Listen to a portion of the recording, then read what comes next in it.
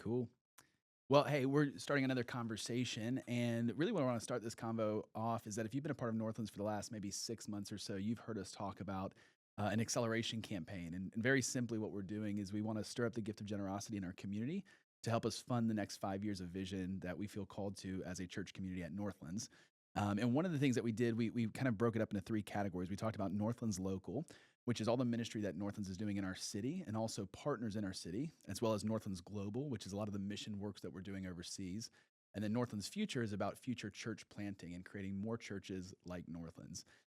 Part of Northlands Local is we actually partner with a number of people in our city who are doing incredible things. And I want to have conversations with those leaders, not just to hear about the mission and the work that they're doing, but I really want to have an opportunity to get to know them as individuals. And I'm really excited for today because I'm with a good friend, Andy Cook.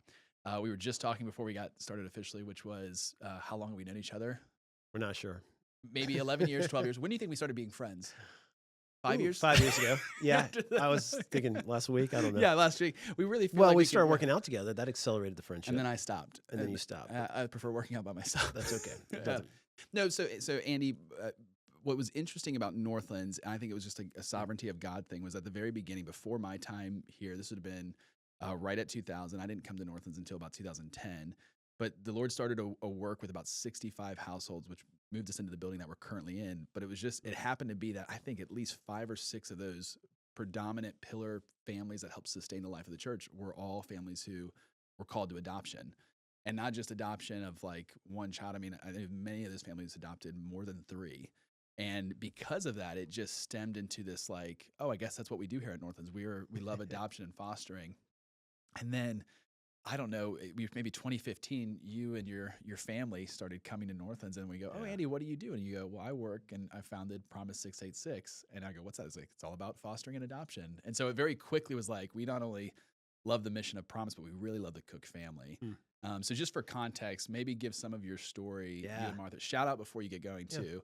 I tell this story on a regular basis when it comes to our marriage group. We have people come into our marriage. You and Martha came, and Nicole and I were probably 10 years into marriage when you came, and you made some comment that when you first got married, someone said, "You guys should go to marriage therapy," like day one.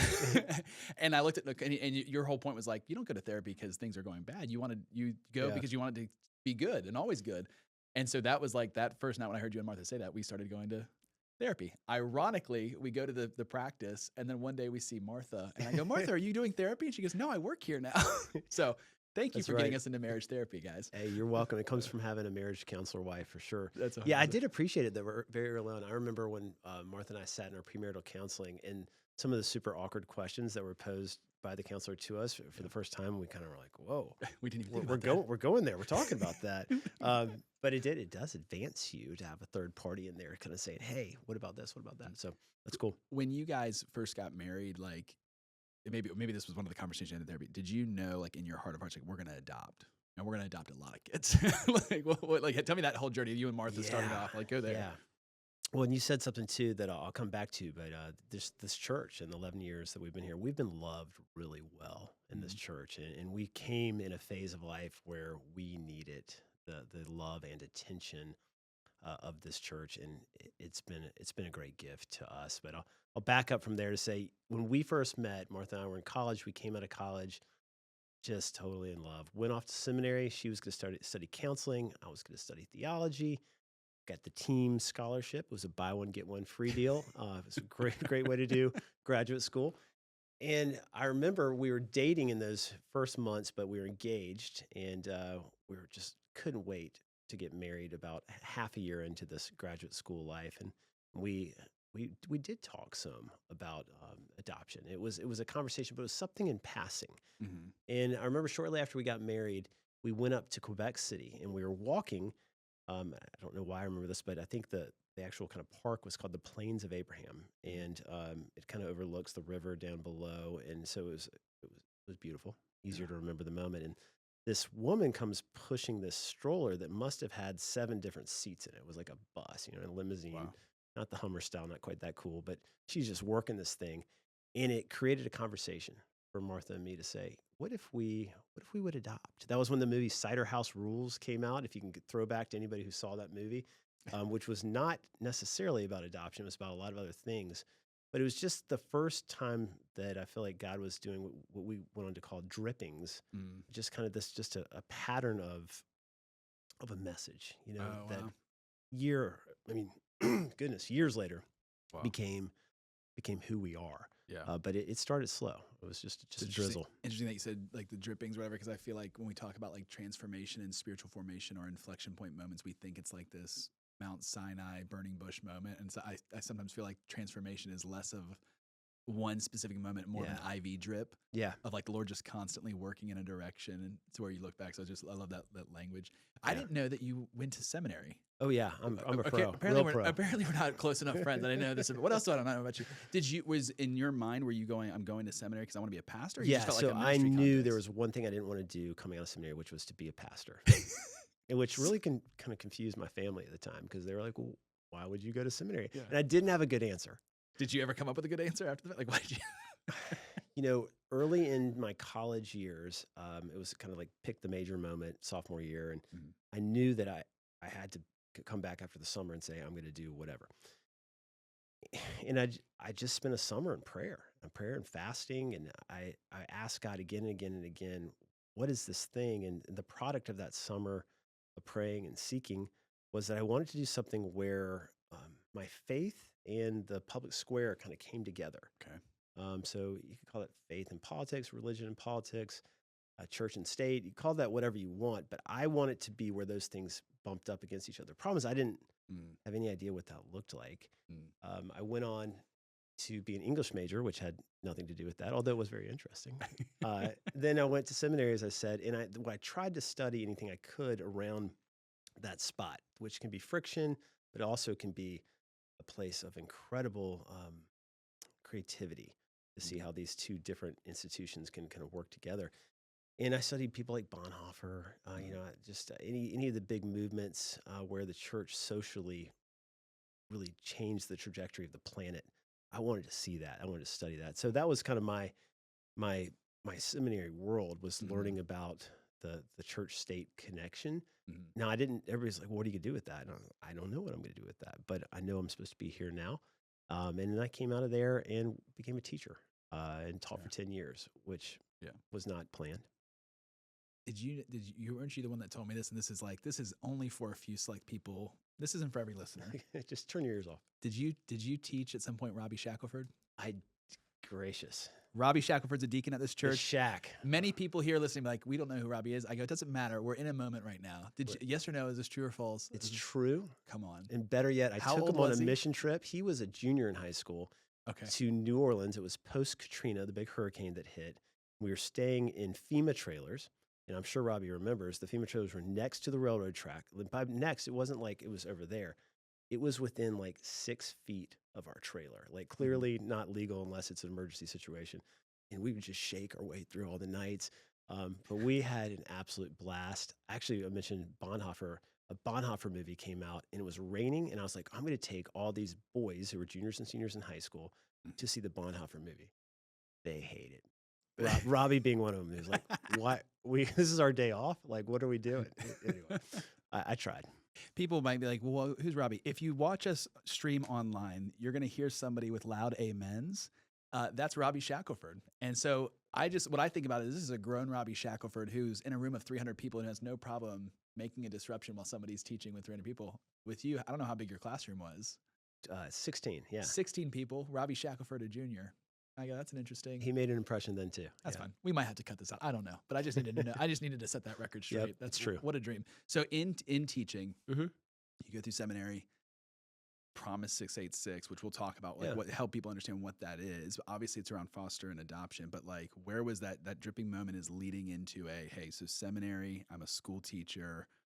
Beginnings of what made you go, oh, you know what I should do? I should just be the founder of something that doesn't exist. Like, what was the inflection point moment that goes, this is what we have to do? The inflection point was about 3 years into teaching, and I had this sort of aggressive approach to being in the education world. I remember the first 4 months in, I had a great gig, and I went to the principal and I said, "Hey, what's next?" And he's like, "Well, you go back and you do that for the rest of this year, and then you do it another year and another year, and then you ask me what's next." And I was like, "Oh, I thought we were supposed to like climb the ladder or something Yeah, like yeah. that." And he's like, "No, you're supposed to get really good at what you're doing." So I did those 3 years Mhm. in education. I loved I taught, theology and ethics and New Testament. Oh, cool. I taught a world religions class, which was so fun. It was all about trying to get students who probably at that point in their life, here we are in the Southeast, a little bit of a bubble, who were a little bit like, how dare someone believe something else? What's wrong with them? Whether or Mhm. not they actually believed the gospel and were being discipled or anything like that, it was just kind of like an off-putting thing. Yeah. And so it was interesting in my world religions class. The first thing I'd have to do is help them to establish compassion that the Mm. people that have different beliefs in them are looking to have fundamental questions of their soul answered. Mm. And while I disagree with the truths they've found or Mhm. think they're truths, Mhm. it's still like a real thing. It's a Yeah. sincere desire. Mm. And trying to do that with Wow. Hinduism and other religions was really hard for that group. But then once you built some compassion, Yeah. then you could really start to evaluate, well, how does Christianity sit next to this, and how would we share a gospel message for that group? Anyway, I Wow. loved all this stuff. Wow. Wow. That wasn't actually your question, though. I could go No, on down just the that topic. inflection point of it. So you're doing that 3 years. You said 3 you years listed 3 in, years in. so I was going to go to law school. So my my application, More turns. I like law now. No, keep going. Yeah. so my my college mindset of this kind of church and state Yeah. interaction Okay. thing was like, well, how do you do that? You go to seminary and you go to law school. Just be a professional student. Why not? Uh, The school's cheap. What's the big yeah. deal? Yeah. So I started the process of applying, and I went and got all the different recommendations. Realized that I didn't know my college professors as well as I thought they did. They didn't remember me, things like that. And I got to the point where I was about to pull the trigger, and I went to visit a really good family friend who works at Emory University in the law school. And I sat down with him and I told him about my heart and what I wanted to do. And he's like, "Man, that is so cool. I love that. How'd you do on your LSAT? This test you have to take to go to law school." And I was like, not so great. I don't remember what my score was, but it was awful. 3. I mean, it Yeah. effectively could have been a 3. Yeah. And he's like, Andy, you could probably get into some law schools with that score, but I don't think you want to go to those law schools. I Mm. think you need to kind of step back and spend a whole year evaluating this. And maybe, have you ever heard of like Princeton Review? I was like, yeah, I Mm. didn't really get any help in this. And he's like, yeah, I think you need to go back to the drawing board. So I walked out of there and I remember being in the parking deck at Emory and down the Decatur area. And I'm like, gosh, I had prayed so intently, Lord, show me the next step. And I thought it was something around international justice. I thought that's Mm. where I was going to take this heart that God had put in me. And for the first time, I thought, you know, Martha, my wife's been talking a lot about international adoption. Huh. And that began about a 2 or 3 month process. Ironically, there's a guy at this church you just mentioned in this conversation, Robbie Shackelford. Come on. See, I knew it was. There he I knew. was. I knew it was necessary. I Keep going. went, Robbie doesn't know it, but he was instrumental in my story. He and a group of however many of us went to that New Orleans mission trip.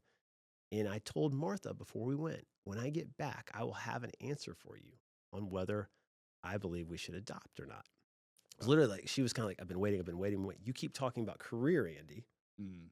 And I keep talking about our family, which is a Mm. problem for me. And I think that's sometimes a problem for a lot of people. Yeah. Like, what would God have me do? It must be my career. Well, I walked out of New Orleans Yeah. going, oh, I think I had applied the heart God had given me to my career. I must go to law school. Mm. And I think it's actually a little deeper. It's Mm. not just going to be where I go to work. It's going to be where I live. And we're Mm. gonna step into this international adoption. And Robbie Shackelford, of course, was around for all of it. Yeah, and he was in that space. Yeah. So you should do that.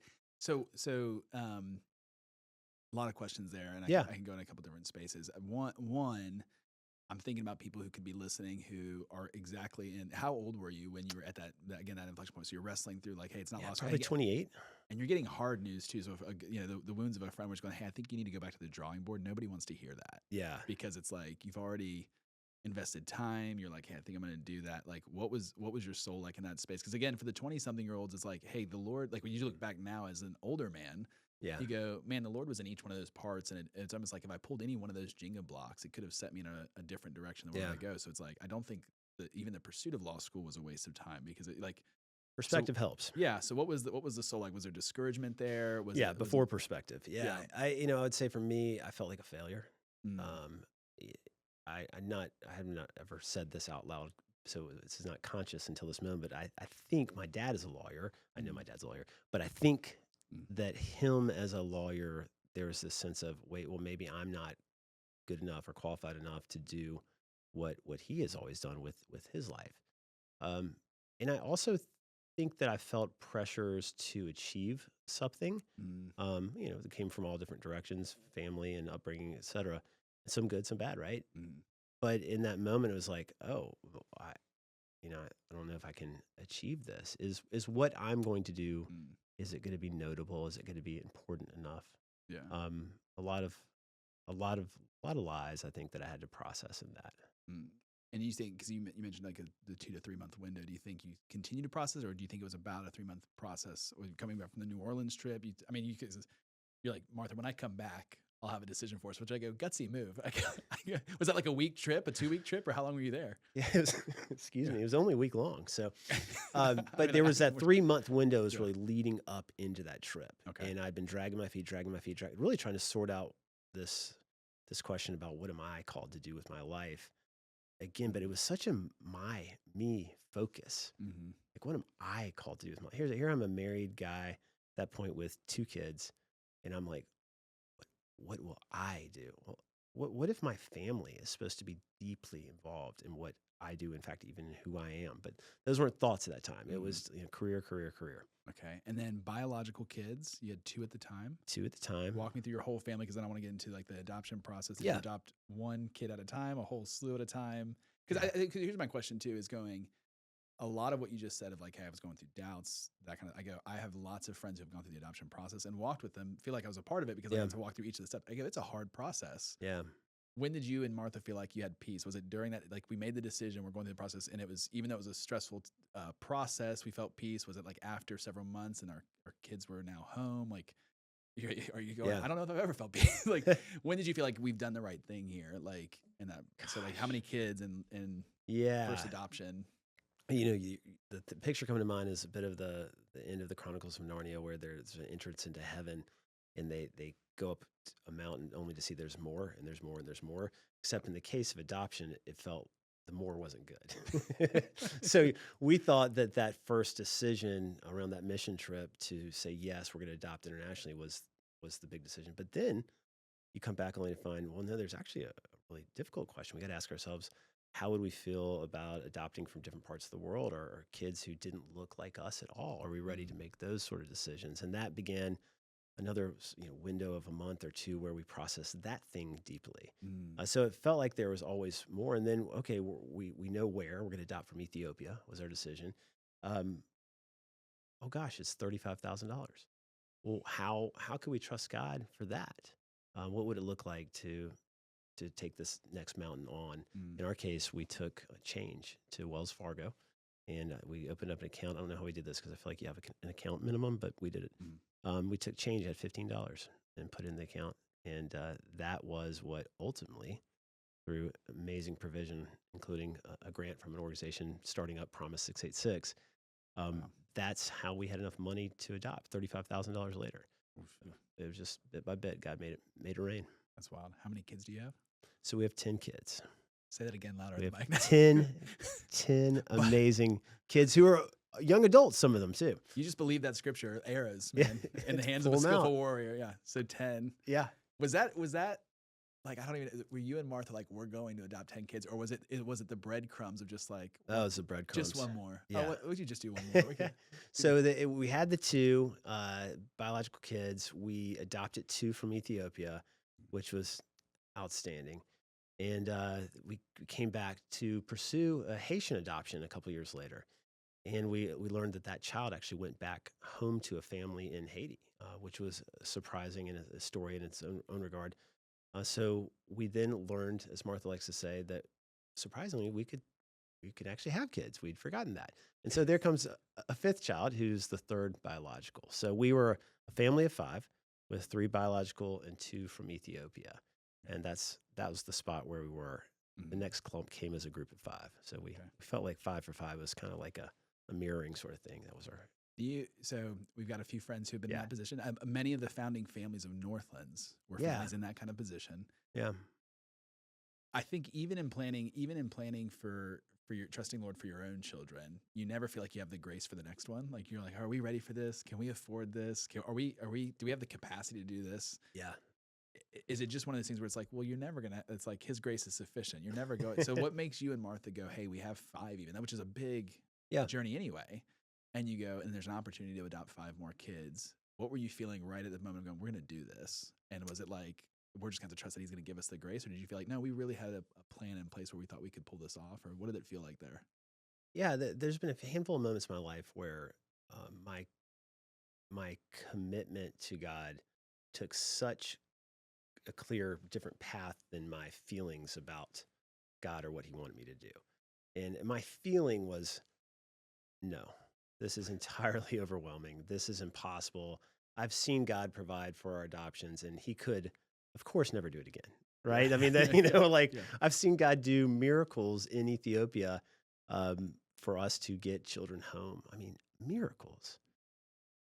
And of course, He wouldn't do it again. So immediately forget, go toward where my feelings were. The picture of the feelings I often share with folks when they ask. I crawled to the base of my bed, and Martha is like a heavy, like comforter kind of gal. Like, let's have way too much on the bed, which I hate. How many pillows do you have on your bed? Just curiosity. Good. More than 15? He's- We're in the it's- South. Sorry. Take some water. You're killing me. I'm just saying. I go, it's a whole fight that we have in my family. I go, I don't believe we need this many pillows. It's too much. Seems unnecessary. It's unnecessary. Yes, I'm with you. Set the record straight. Keep going. Anyway, Yeah. so I'm still stuck on pillows. So Martha says, where are you going? And I'm climbing under the covers to the base of the bed, and I get in a ball and I say, Martha, this is how I feel. I just want to hide from this calling.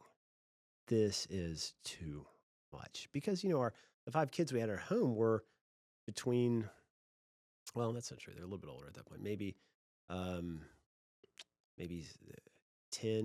down to kind of one-ish. Yeah. So it was, we were tapped out. We were maxed out. It made no sense. In fact, I had heard about these five kids who needed a family, and I had told so many people who would have been great parents. Is kind of how I looked at it. And yet on the other side of my emotions, there's volition. There's this kind of sense of like, what will I do and what will I submit to? And I didn't submit to a sense of like, God makes us do hard things, or this is the noble thing to do. I didn't submit to that. I submitted to a deep sense that God was saying, Andy and Martha, you are supposed to do this. And that was really, really hard to say yes to. Hard because it's five kids, but also hard because if you say yes to something like that, and the something is loving five more children for the next lifetime, you kind of feel like you're on the hook for wanting to love them. Right? The emotion needs to be there because they need a father who delights in them. Yeah. And I was like, okay, Lord, I'll say yes, but I did have a condition. Are we allowed to have conditions? I don't know. You did it. So Okay, I hope so. It You're in happened. real God's, trouble. Keep going. God's forgiving enough. But my condition was that He would provide that emotional connection, that He would give me the heart's desire. And it was amazing. Within weeks of the yes, as we were approaching the date when they were going to move in, something was born inside of me. And that's a supernatural natural gift of love, which is so good, because when you are inundated with the needs of kids, and it's 6 months and 12 months after that, and we're at moments dying on the vine, the fact that I felt like I forged this commitment to Him, but with the mindset that it would be for them, that He would provide that love, it was a big deal. I got two questions. The first one's probably a fairly quick one, but where would you say Martha was in that process too? Was she also kind of under the covers going, I feel that too? Or were you both kind of on that same journey of feeling like, Lord, you have to give us a grace? Or was she going, hey, no, I really think this is like this, we should just totally jump into this? Like, the latter. She was, let's go for it. We should do this. Come on, Martha. She was pushing. She Great really courage. was. And I think that she has that the idea of the gift of faith had never really made sense to me. Yeah. What is the spiritual gift? She had that But gift that's of what it looks faith. like. Yeah. Like she could visualize it and see it before I could kind of discern it. And I do discern a lot, but I had to process through that, whereas it kind of been given to her. Yeah. So this one is kind of connected to, we just, we're in a 3-part series right now with Healthy Homes. We're talking about some of the cultural giants and talking about toxic masculinity, toxic femininity. One of the comments that I made was that biblical masculinity is about men walking into the room and bringing life everywhere they go. But Not there's hiding under the covers. not hiding under the Okay. covers. Well, but here's my question to you is I go, we feel this whether we think it's a generational thing, but it's certainly a biblical thing. It's like, oh, men, Mm. we have a responsibility to stand in front of our family and to provide for them, to protect them, to watch over them. Yeah. You're signing up to go. These 10 kids are looking at you and go, oh, dad's going to protect us. Yeah. Mom's going to protect us. Yeah. And that's what you're like, what you're signing up for. They're just walking into a situation. And I'm like, I hope Yeah. this is like between you and the Lord on that, being like, Lord, I want to be a biblical man, but this is like, what were you feeling as a man going, oh, I have to protect 10 kids and a wife? Because that's what in my natural headspace is like, I just want you to maybe encourage men to go. Because I think I've seen you. I mean, I've just seen you. The Lord's given you a grace, man. Like I absolutely admire you because you really are not Thanks. just like getting by. Like your kids are awesome. Well, thanks. And then watching you promise 686. But what are you feeling then? I'm going, oh, I'm signing up for 5 more kids, and like, don't worry, guys, I'm going to protect you, and I'm going to make your lives thrive. Yeah. In fairness and full disclosure, I think context about provision is helpful. I had been a teacher for a long time, and I went from teaching into Promise 686, also a nonprofit. And from a financial provider standpoint, I wasn't doing that well. Mm. Mm. But I had seen God make it work. Mm. I had the growing experience, the painful experience of seeing God work financially for our family, um, in ways that preceded adoption, preceded adding to our family, and um, you know, 10 kids plus 2 adults, 12 people. I remember somebody asked me, "How's this going to work?" And I said, "Well, you know, I don't really know math that well, but 12 divided by 0, it's not. I don't know how we're going to afford this. Yeah. But the thing I also know is that 7 divided by 0, it wasn't enough. The denominator wasn't enough in that scenario either. Yeah. And so I've So if you're seen, going to swing big, is what you're saying? Like, at some level I am. yeah. I knew enough to not boldly, but to ultimately confidently say, okay, God's calling us to it. He's going to make it work. Yeah. It may not be pleasant, Yeah. but he'll make it work, and he has. I mean, he really has. It seems like it's working. I've known Yeah. you guys now for a while, and it's been a pretty incredible journey. I drove here in a car, Come on. so I mean, it's good things are happening for me. It's happening. You're ahead of the game in many ways. Okay, so give people some context. Let's talk about Promise 686. Give us some context then of going, hey, so this is the founding of this is our mission. We'll get into really how Promise, which is I love everything that you guys are doing, but I think it's probably the most I've worked with a number of like parachurch organizations and missionary contexts. I feel like it has the most kind of genius partnership aspect within FAM. Like, so we'll get there of how Promise partners with churches. Yeah. But just give me this is the origin story of Promise. This is what we've been working on how long has Promise been going now?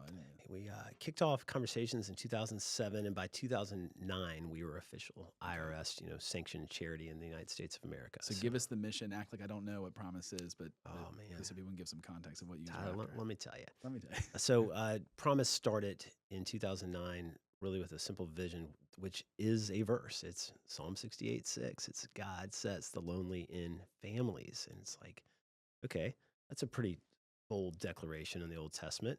God sets the lonely in families. Maybe I should ask how.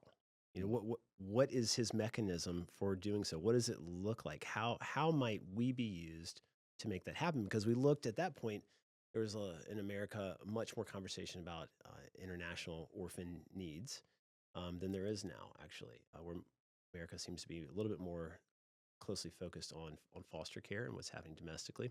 Interesting. But at that time, the number 140 million, even 150 million was used often about the global population of children who were considered or defined as orphans. And I just remember that number and going, man, like, what do we do?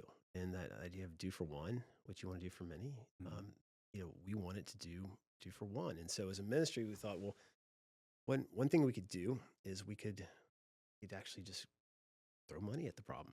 And what we meant by that was a little better than that. It was we wanted to make sure that grants were in place for families so that they could adopt.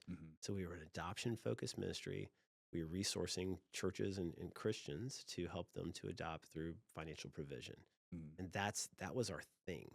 But what's kind of cool is in that window of time, the ministry was was launched out of Perimeter Church, and Perimeter had received $10,000 from an organization Stephen Curtis Chapman had started Come called on. Show Hope, and Show Hope seeded Perimeter Church with $10,000, and the 10,000 that Perimeter had to match, that was the 20,000 that created that pool of money Wow. that as Promise 686 started, we had at least a little money to start with. And then Perimeter Church, to their credit, said, hey, this ought to be not of one church, but it should be for many churches. Mm, We want to push this out. And they used a mechanism they have in that church called Kingdom Investments to make really a foundation style grant into this startup organization called Promise 686. wow. So in the midst of that, having a little bit of money in our hands, we formed a mission, and the mission was and is to mobilize church communities to care for vulnerable children. Man, Pretty simple. We're a resource ministry. You press the resources in the church. You say, you guys go to it. how do we mobilize this? And then, Yeah. well, hey, shout out Perimeter Church, Yeah. founded by Randy Pope, but Yeah. now Jeff Norris is their Yeah. pastor. No, Nick had a couple lunches with Jeff. He's this great guy. And so it's pretty amazing that it started there and it's now spread to where it is. Within that context, because you threw out a number for you and Martha, is that Yeah. just to give some people context on the adoption process, $35,000? Yeah. Is that an average amount that it takes for the process, or is that just international? Does it look Yeah. different? So Like, what it really ranges up to $55,000, $60,000.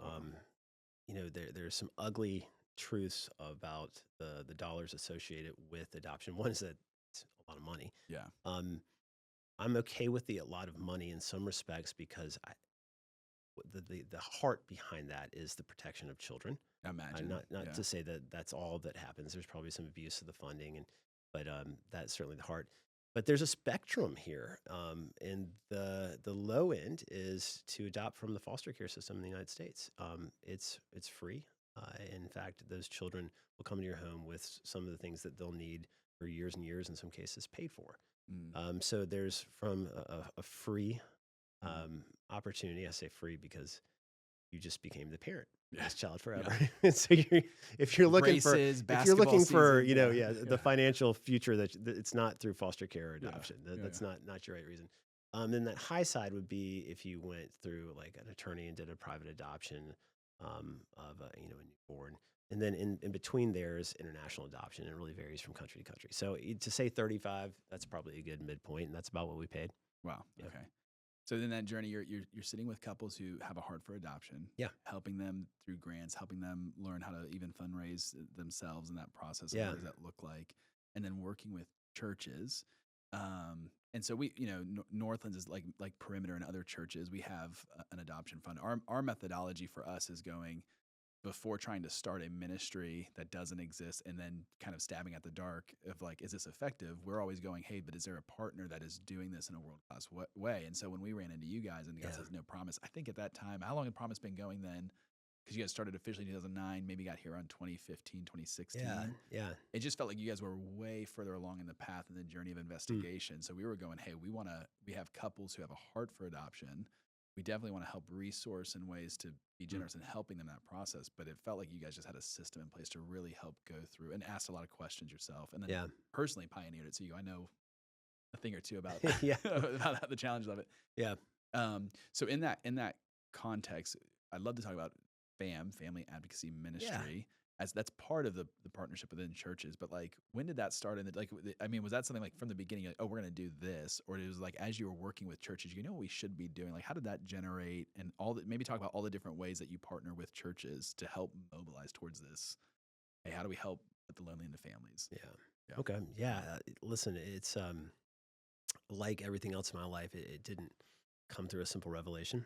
Mhm. There were drippings and there was an evolution that followed, and we became who we are through various iterations, right? As an organization, that initial Promise 686 that launched in 2009, just giving grants, soon realized, oh gosh, we need to offer education. People need to know Mhm. about what the needs, awareness wise, what's going on with kids throughout the world, and also here even in the greater Atlanta area. And so we started creating curriculum and content and teaching opportunities. And then time went by and we realized, it's interesting. You can give people money. People say the problem's money. It's not. You can give them knowledge. You can empower them through education. That's actually not their problem either. Isolation is actually one of their biggest problems. Mm. And so, what if we were to send people with those who are going to adopt or going to foster? So they knew they weren't going into alone. And what if those people emerged out of their church? Wow. And so our organization really shifted from being really exclusively a grant making organization and content provider to being a people mobilization Mhm. operation. I mean, our Yeah. goal is to get the people out of the metaphorical pews. We don't have pews here at Northlands, out of our sweet stadium seating, Yeah. but into the community. Mhm. And that's the name of the game, because discipleship doesn't occur, um, I think, best Mhm. in within ear of an amazing preacher. I think Mhm. it something gets put there, but then it's practiced Yeah. publicly. And so we wanted to create a venue, excuse me, an avenue for the people of the church to be discipled through running toward families that were, for the most part, in crisis. Yeah.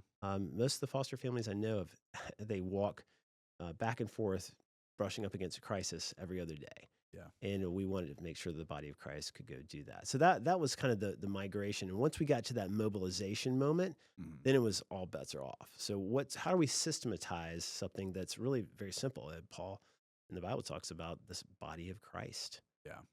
Okay, well, what do we need from the body of Christ when it comes to vulnerable children? Yeah. God sets the lonely in families. All right, so if there's an isolated individual, what if the family of God, his church, Mhm. became an extended family to that individual, or to the parents who had taken him or her in? Yeah. And so systematizing that, it just took a lot of time. Yeah. It's taken a huge tech build out. It's taken creative teams. It's taken a lot, but Yeah. the idea is to deliver sustained care to a vulnerable child and a vulnerable family. Yeah. I want it so for folks that are listening, I'm thinking of two people right now. One would be maybe a pastor, somebody who's leading a church who's Yeah. going, we don't have really anything for adoption. Because I think, again, we're talking about what does the Bible say? Every pastor knows this. What is pure religion? To take care of the widows and the orphans. So Yeah. there's a heart within churches to go, I want to do that. Most churches live in a context where it feels like, don't make waves. We feel like we're tapped on the margin. Yeah. And so I want to talk to pastors who are going, hey, practically, what does it look like to begin a journey of really pushing resources, time, energy, people, finances Hmm. towards this kind of endeavor, but also how understanding some of the E's. So you said finances, knowledge, but then specifically the community around the Yeah. couple, and which is kind of fam. For me, one of the ways that we set our budget at Northlands is we said, hey, historically, how many adoption couples have raised their hand on an Hmm. annual basis that I would like to adopt? So part of me is going, hey, if you're a pastor or if you're a member of a church, this is the second person I want to talk to. If you're a member of a church and you'd love to encourage a leadership team to go, hey, I heard this great idea and some resources. Can we check out Promise 686 just to explore? Yeah. It's like for us, we go, oh, we saw on average, here's how many adoptions come through Northlands door a day. So let's prepare and go, what's the amount of funding that Northlands wants to give to each of those couples?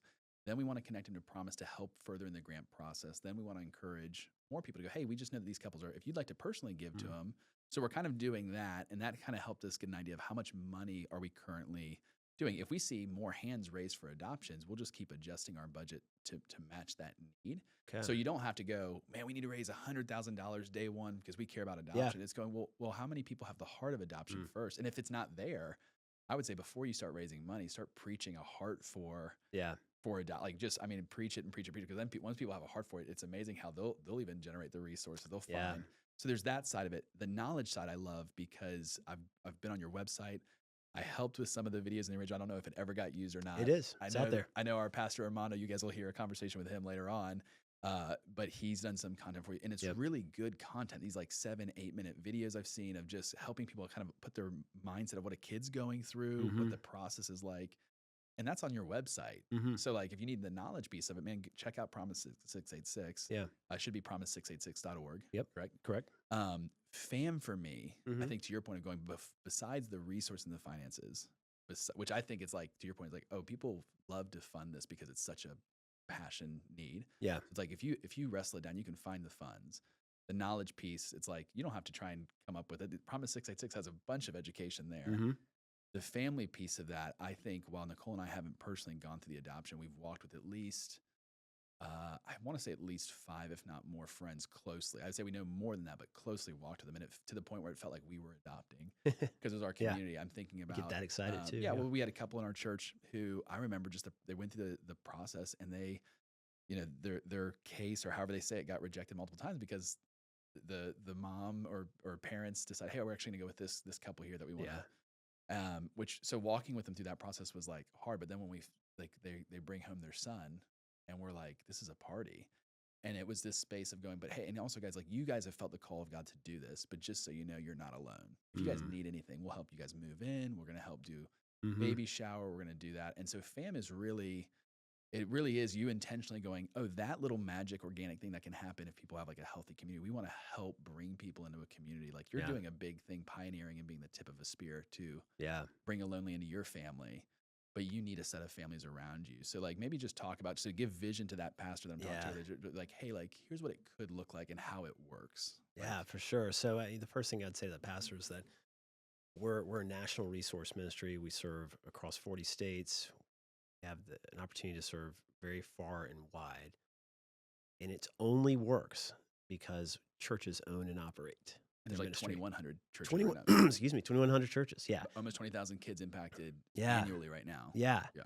And they're impacted because pastors say, okay, we're going to do this. Mhm. Promise, will you come and will you teach us? Will you give us the tools that we need? So that mindset of a church owned and church operated solution is critical. And that what you're talking about a church that preaches from their heart, adoption is something not that only happens spiritually, which is the primary, but there's a secondary form of adoption that's so incredible. And it's what God does, bring children to families.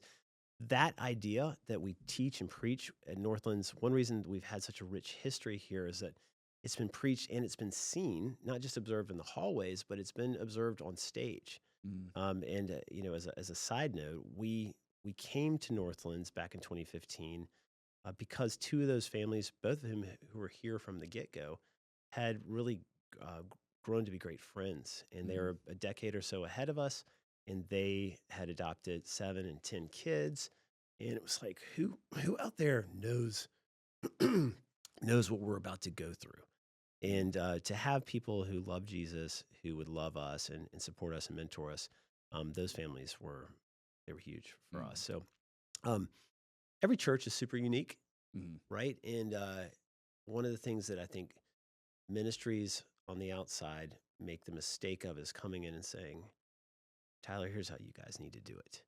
Mm. And we realized that we couldn't have a scalable solution to 2,100 churches, much less the 10,000 churches we dream to reach, if it wasn't something that the individual church would own and Mm. the pastor would have a heart for. Mm. And if that happens, the sky's the limit. But if that happens, that Mm. also means that our resources and our coaching and our content, our technology have to marry up with what Northlands is going to do specifically in their church. Mm. And we can't tell them exactly how to do it. We Mm. can train them on all the ways to do it, but they're going to choose their path. So there's a sense of letting go of control Mm. that Mm. we refer to as push ministry.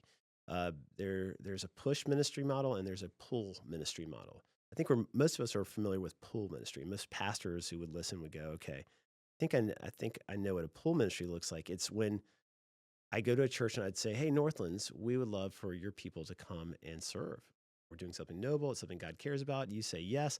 They come and they serve in the community under our brand, under our name, under our liability.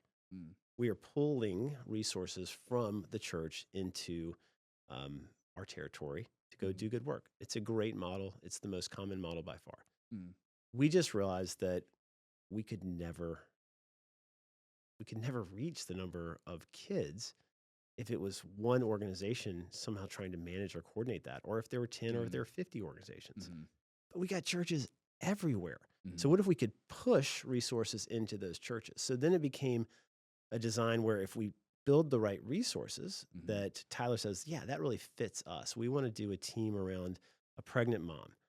We don't just want a church that messages, hey, abortion is something that's going to be a hard thing, not only in the life of this child, clearly, but in the life of, we're not just going to talk about that. We're going to actually follow up by saying to that mom, hey, we're going to put a team around you. Mm. Okay, well, so promise we'll create some content that you could put a team around that. If that's something your church wants to embrace, you Yeah. can take it and you Yeah. can run with it. So having a mindset that we're pushing resources to you so that your volunteers are serving in your church and your church is being known in the Mhm. community Mhm. for loving foster families who may have nothing to do with your church. Yeah. Um, that's the real win Mhm. because relationships are the win.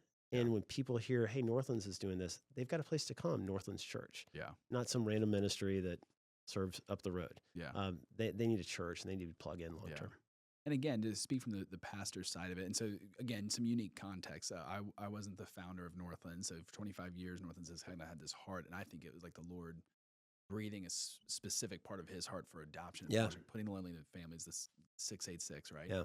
Um, and then my wife and I just stepped into the lead pastor role in 2024. We really felt like prophetically, the Lord clearly made it plain that He wanted this church to Mm. have some level of adoption connection because that's how it started, and it just has lived within the last Hmm. almost 3 decades. So coming into this, I knew that this was something that I'm going, okay, we really want to continue to develop that. Yeah. Um, but I would just say, as a pastor and then somebody who's been on staff, at least, it's never felt like a burden. Which I think that's always. I think it's like we want to say yes to all these incredible ministry. Hmm. Like, where do you stop? Right? It's like these Hmm. people are building homes for people who don't have homes and displacement. These people are doing wells and Yeah. third. It's like there's always more needs that are all good. Like, where do you start? I just feel like Promise has always not. It's been exactly that. It feels like it's been a true partnership and not just a transaction of Yeah. like, hey, we'll do what the church can do and we'll generate as much funds as we can, enough people energy as we can, and just like tell us how that mission thing went with Promise. Yeah. Versus it feels like we've been walking together, and because it's been really the church coming in, it doesn't feel like at any point in time the shouldering has been a point of collapse. Meaning, if you're working within our fam ministry, Yeah. you're not fulfilling as an individual family, you're not fulfilling every single need of that single mom. You're working with Right. 10 other families and going, hey, what does this mom need this month? Hey, what's the trajectory and plan for this person for this next quarter? And then you guys come together and go, hey, I can't do everything, but I can do this part. Oh, hey, I can help in this process. Yeah. And I think then you do that collectively at a macro level, like the church wide, and it hasn't felt much of a weight. Yeah. And then you and I have talked about this even most recently, is going, hey, we're really happy with our partnership currently, but I really do want to go, hey, we're just in. I know Northlands has been going for 26 years now, Yeah. but in my head, I go, Northlands is on year 2 of a new journey. Yeah. And so I'm going, okay, Andy, like, here's where we are right now in our partnership. Yeah. How do we just keep increasing it and Mm. making it to where it's sustainable for Northlands, but it's also adding to more and more and more impact into the Mm. lives of people. And so I'm excited about that with you as well. Yeah, I'm I like, am this too. is just year 2. We're gonna get to Okay. it's a new chapter, Great places Um, ahead. Yeah, we have 6 teams right now that are serving out of Northlands that are mm, wrapped around families and various functions. One's around a family that's an intact biological family. mm, There's children, there's mom, and they just need bonus people to love them well, to care for those kids, to mm, help mom as she pushes forward. She's had a lot of tough stuff in her past, mm, so there's a team for her. We've got one that's wrapped around a foster family that is in the process of adoption. And in that case, man, they got this mega huge team. You serve on that team, the last I checked, mhm, for the Murrays. mhm, And that's an unbelievable thing to have people just say, "Hey, I'm going to come and stay in relationship with you, and I'll be there to back you up." So 6 teams total yeah, that are serving, and and the church does through FAM regular awareness events. We do an Adoption 101 event once a year, just always kind of trying to push the message out. Hey, mhm, this is possible to adopt or to foster, and you guys have been so great to give stage time, yeah. just to allow somebody once or twice a year to get up front and talk about it. Well, then, speaking of stage time, one of the things that we wanted to definitely hit, because it is coming up, but Oh it's yeah, also happening annually, is the Promise Race. I'd love to, again, just like I want to give more context of, hey, here's what fam's doing. Here's how you come around families, and it's an easy way to be activated. Again, going back to the Murrays, I think one of the things that they've been a gift to us personally, where I tell them, I go, you guys are the ones who give Nicole and I courage, mm, because you guys do crazy faith things. Martha yeah, having that faith. And I also feel like when we come around families through this process, we're also giving them courage of going, hey, like, it's a bold move to yeah, adopt one kid, let alone 5 or yeah, 4, in some cases 7. But it's like, hey, like, you can have courage because you're not alone. And I think people feel that of going, hey, we're moving in faith with God, but hmm, then we're also moving as a team of people. yeah, The Promise Race is another way to help. I think it is educating people to help them understand this world yeah. of the Huge foster care awareness system. generator So for just sure. walk through number one. If you can go, here's what the Promise Race is and what we do, because I think it's a cool idea. Yeah, But then also going, and here's how, if you're going to participate in it, everything from the team captain to building a team to raising funds, just help people understand so they can see very practical action steps yeah, to get involved. absolutely. Well, it's a Yeah, thing. It's a real thing. yeah, yeah, April 25th yeah. at 4 p.m. in Peachtree Corners, actually just outside our offices, is where we'll be. So anybody from our church and the community is invited. We'd love to have all of them. The race it's the promise race, but it's subtitle to end the cycle of foster care. And the real issue in foster care is that kids get stuck in it.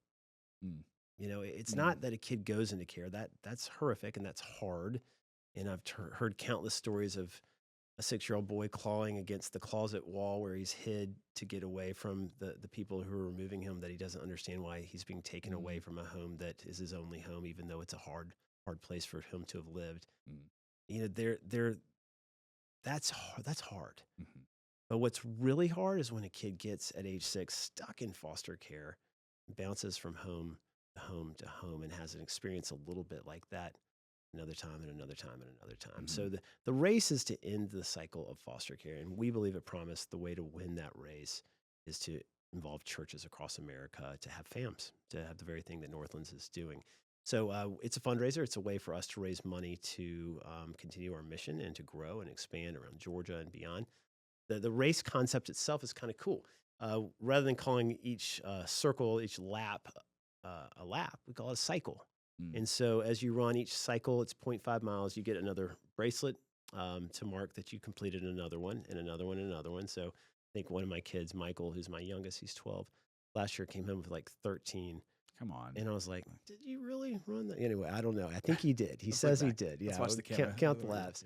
Yeah. It's family friendly. It is super fun. Along the way in these journeys, you hit what the journey of this lap or this cycle, you hit what we call a disruption zone. There's 3 Mm, of them actually. mm, And disruption zones are the things that kind of throw off kids or throw off foster families. Obviously, we're taking something that's very serious and really sad and hard, but we're kind of building it into a little bit of a hard race moment. mhm, There's 2 paths in our race. There's actually a hard path and an easy path. mhm. So I'll take the easy path where people with strollers will be walking and jogging. Okay.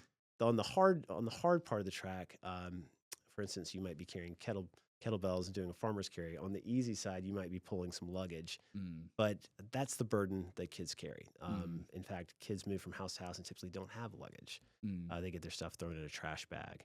So we want to end that cycle, and this Yeah. race generates awareness, and it's a whole lot of fun. And dinner to follow and party How many afterwards. races have you done now? Like in terms of annual, have you counted how many Yeah, you've at done least a before? decade's worth. Okay. Yeah, And your kids, so from the beginning of those, the reason I ask, here's my leading yeah, question is I know a lot of friends who have participated in it with their kids, and this really is a hard conversation. mm, Again, I'm thinking about my 9-year-old daughter yeah, who just doesn't know that world. mm, Thank the Lord in that space. But there's yeah, 9-year-olds, 6-year-olds who are going through it in real yeah. I time, know it too well. and you have to have those conversations with your kids. Yeah, And so I feel like this race is one of those things where it gives an opportunity for you to have a conversation with your kids. So like, how old were your kids when the first one happened? And they're asking, I mean, what kind of, like, every parent is always like, what kind of questions are my kids going to ask me today that I just am not prepared to answer? Like what kind of, so like for you as a dad, but then yeah, also maybe hearing from other parents who participate with their kids, like it's got to lead to great conversations at different age ranges. And it kind of introduces it, really hard things in a way that yeah. kids can try and wrap their heads around. What kind of, you recall any of the questions that your kids were asking, the conversations you were having, or other families who Yeah. are doing that? No, you're making me think back to just the realization in the last decade or so of all the movies that deal with this orphan concept. And even as we talk about healthy homes here at Northlands, from a sermon series perspective, this orphan idea is deep in everybody, and it's even in our kids. It's like Mm, a fundamental fear. mm, Like they don't have to watch Annie to have mm, this idea of what if I weren't with my family. It's just there. And so I think they can relate a lot better than we think mm. to what children in foster care might be going through, because it's a fear that's hit their hearts at some point or another. So to actually talk about something they've probably felt would do them well, and certainly would bring exposure to what's happening for kids. My kids have been running this thing for forever. I don't even know. Yeah. There's 10, so it's hard to keep up with. Yeah. I don't know I that they're can't quote a I don't think conversation. that they're doing all the laps. I don't think it's But you asked what kind of how do the real specifics work of the race? yeah, Yeah, specifics. And I think too, like I want to like, so hey, okay, I want to participate in this yeah, because it is very practically raising funds, absolutely. awareness and funds to help in the mission of Promise Yeah, 686. So if you're going, okay, I want to engage, maybe so whether it's my church or not, but it's like, okay, Andy, I'm coming. yeah, I want to build a team. Even talk through that process. If you want to build a absolutely. team, what does that look like? So people can go, Yeah. well, So we look for captains, and everything we do at Promise is actually built on a model of crowdsourcing. How do you fix a problem? We crowdsource. How do we mm, fix a specific problem? We go to churches and invite them to come in and meet the needs of vulnerable children. So in this particular race, We're financially crowdsourcing. We're going to a captain and a captain saying, "Hey, I'm going to lead a team." And if you say, "Yes, I'll be a captain," you are on the hook for $1,200, Okay. which probably sounds like a lot. Yeah. Um, Well, the kettlebells felt like a lot to me, but keep going. Yeah, I was like, I don't now want you to. got Yeah. kettlebells Yeah. and the weight of Yeah. Yeah. Yeah. $1,200. So the way it works is soon after you subscribe, and it's free actually to log in and create your account to be a captain, you're going to add people to your team. Mhm. And everybody in your team is supposed to ask a few friends to give. And as those friends give, you offset that 1,200. So most captains aren't going to pay anything, or they pay a couple $100. And our teams, rather than raising 1,200, tend to raise 2,000 or 2,500 or Yeah. You were saying on $3,000. average, and most Yeah, teams are generating closer to 3,000 yeah. anyway, But based it off of. does take somebody with a little courage to say, "Hey, I'm going to go on the hook here," Yeah. because if they don't put an effort into it, or they can't get anybody to join their team, then yeah, they're going to be the person responsible for that $1,200. So that's how it works. So I would love to have, gosh, 5 teams out of Northlands. Typically, Mhm. we have 2 or 3. Yeah. Hopefully this year we'll have even more, but we'll need some captains to make it happen. Come on, Northlands Church. Let's figure this out. We're gonna figure it out. We're gonna literally get to the drawing board and figure out how do we do this on an annual basis. But Northlands or any other churches for that matter, you can go on the website, Yeah. become a captain, Yep. pull. I mean, 5 to 10 friends Yeah. do this. And guys, come on, everybody has got family members and friends. Send an email. Yeah. Go, guys. I'm not asking for $1,200. That's where you go to I'm the asking parents. for 50. You I'm hit the asking for parents up for exactly. Yeah, yeah. Mom, dad, you love adoption. Yeah. Yeah. So that's cool. And I think too, again, giving the courage is like you become a captain, like, oh, can I do this? I go, but the average team is somewhere between $1,500 to $3,000. So they're Yeah, already crossing which that goes a goal, long so way it's for passing us. it. Yeah, and yeah. Yeah. I mean, even talking about that. So like, have you guys like last year's race? Like, how much are you normally raising during these races? Is there a specific goal that you guys are trying to do, and how Yeah. does that fund kind of the mission of Yeah, Promise? so 275,000 is the goal Mhm. for this year, and last year I think we raised somewhere in the neighborhood of 220, 230, something of that nature. Awesome. Yeah, it's been a great fundraiser for lots of years. Corporate partners and sponsors get involved. There's VIP access for people who hit those fundraising thresholds. We have a little masseuse there. We try to make it extra fun for the people who are asking their friends for money. Yeah, yeah, Um, yeah, yeah. Yeah. So wait, what was the other part of your question? Just in terms of so people raising, the goal this year is going to be 275K. Yeah. So what does that mean to us? I think And is then, where yeah, you're going. Yeah. impact, For us, we look at a typical investment in a church for us is about $2,000. Mm. And some of our churches give, some don't. We've got software they can subscribe to, which kicks some money back our way. But for the most part, we know that we're on the hook for a couple grand per church.